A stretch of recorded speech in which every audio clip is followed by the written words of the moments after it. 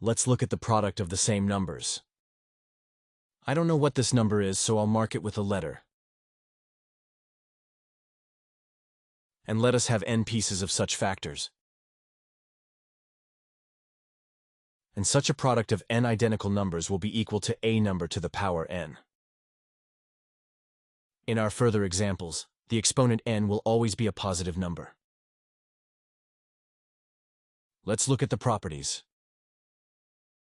When we multiply two identical numbers raised to different powers, we need to add the exponents. Let's check it out. A number to the third power is equal to the product of three numbers. A number raised to the second power is equal to the product of two identical numbers. As a result, we get 5 identical multipliers. And just 2 plus 3 is 5. When we divide two identical numbers raised to different powers, we need to subtract the exponents. Let's also check this with an example. I will write this expression in the form of a fraction.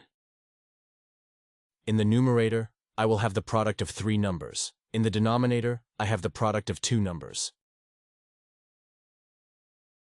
I will cancel out a in the denominator and a in the numerator. And once again, I cancel out 1a. So I have left a in the first power. If the degree factor is absent, it is 1. 3 minus 2 is 1. And you don't have to write down 1 in the exponent. When we raise a number to a power and raise it to a power again, the exponents of the powers must be multiplied. Let's check it out. A number raised to the second power is equal to the product of the number and itself. The third power remains. And now I need to multiply the product 3 times. And in total, I will get 3 pairs of numbers. Or a raised to the 6th power. And just 3 multiplied by 2 is 6. A number raised to a negative power can be written as a fraction, 1 divided by this number, but raised to a positive power.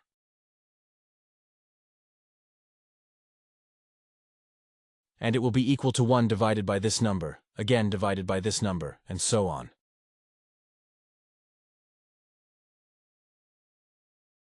And we will have n such dividers. Let's look at 2 raised to power of negative 3. It can be written as 1 divided by 2 in the third power. Or 1 divided 3 times by 2. First, 1 divided by 2. We get 0.5. Now let's divide this number by 2 again. We get 0.25. And again, divide this number by 2. We get 0.125. 2 in the third power is 8. And if you divide 1 by 8, you will just get 0.125.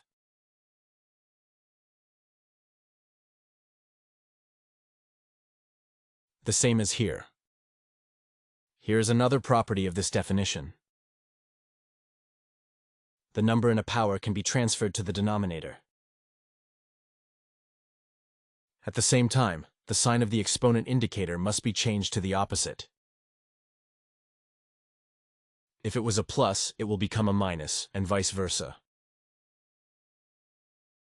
Now let's figure out what the number in the 0 power is equal to. And consider the expression a to the power of n divided by a to the power of n. The number a is the base of the degree. Here we have the bases of the exponents are equal. And when dividing, we need to subtract the degrees. And this, as you understand, will be equal to a to the power of 0. and the division of the number by itself is equal to 1. So any number raised to the 0 power equal to 1. Consider two expressions. If you substitute 0, 1, 2, etc. instead of n in these expressions, then here we will always get an odd number. This is a number that is not divided by 2 without a remainder. And here we will get an even number. This is a number that is divided by 2 without a remainder. And any number raised to an even power will be equal to a positive number. And it doesn't matter what number a we will have, negative or positive. Because I can write this record as a to the power of n, raised again to the second power.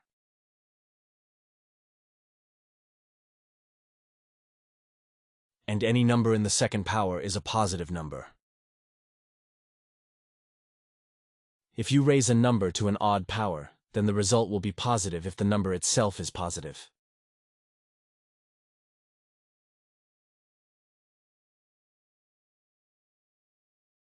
And if the number is negative, then the result of raising to an odd power will be a negative number.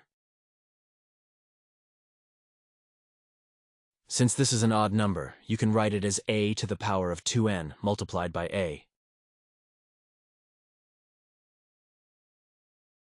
The first number is always positive.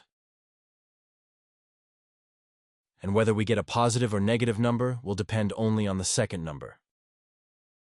And if the second number is negative, then the entire product will also be a negative number. Now let's look at some examples. I advise you to pause the video and first try to solve these examples on your own, and then compare with my solution. The 5 doesn't have an exponent. We consider this exponent to be equal to 1. Numbers are multiplied, so we add the exponents. We are dividing 5 to the 6th power, so the exponent of 6 must be subtracted. So I get 5 to the 3rd power, or 125. In the following example, when we raise a number raised to a power again, we need to multiply the exponents. Multiply 4 by 3 is 12 and multiply 3 by 3. We get 2 to the 9th power. There is a division sign here, so we subtract 9 from 12. We get 2 to the 3rd power, or 8. In this example, 16 is equal to 4 to the 2nd power. And I need to raise 16 to the power of 2 again. We multiply 2 by 2, we get the 4th power. I will write 12 as the product of 3 multiplied by 4. I raise 12 to the 4th power. And now I will raise each factor in brackets separately to the 4th power. Substituting everything that was obtained into a fractional expression. I will cancel out the same factors in the denominator and in the numerator. All that remains is to subtract 4 from 5. So I get 3 to the 1st power. You don't have to write down the number 1. That's all for today. Subscribe to the channel. Write your questions in the comments. Bye, everyone.